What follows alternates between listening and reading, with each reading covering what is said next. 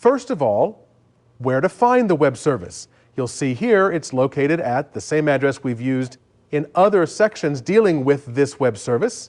It's just the same old URL pointing off to our ASMX file. The difference is we need to retrieve the WSDL from this web service. And you do that by passing as a parameter to that ASMX page the WSDL parameter. This tells the web service to send back to you not the results of a method call, instead passed back the WSDL that this web service proxy class will need to do its job. As the second parameter, we need the name of the object we're calling. As the third parameter, we need the port name. Now, unless you investigate the WSDL very carefully, you won't know what port name to put here.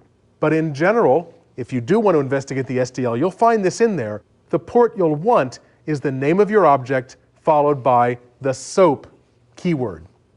Go look at the WSDL file. You'll find various port names defined there for HTTP GET, for HTTP POST, and for SOAP. And this is the one we need for SOAP. That's it. The init method call goes out and finds the information it needs by retrieving the SDL at runtime.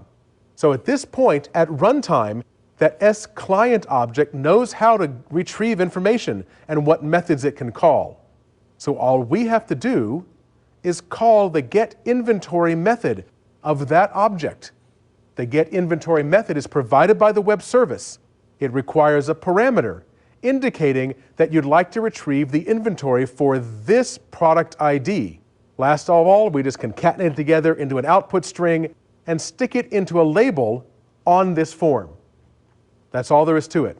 3 steps. Create the object, call the MS-SOAP init method, passing the appropriate parameters, and then call the web service method that you need.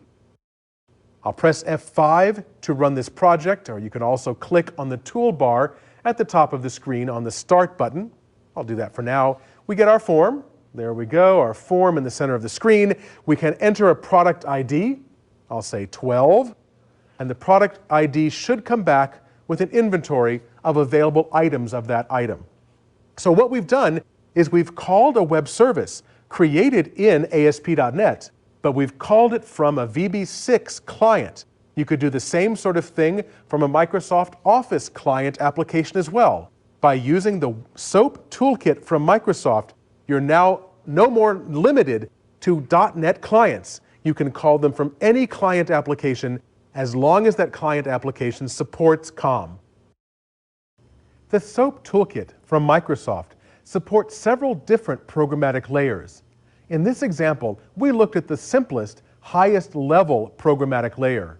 There are several other ways you can get into that web service, and the deeper you dig, the more complex the code becomes. On the other hand, the more complex the code becomes, the more control you get over your interaction with the web service. The documentation for the SOAP toolkit describes the different programmatic layers and how you can use them. For our purposes, the simplest, highest level programmatic layer worked fine.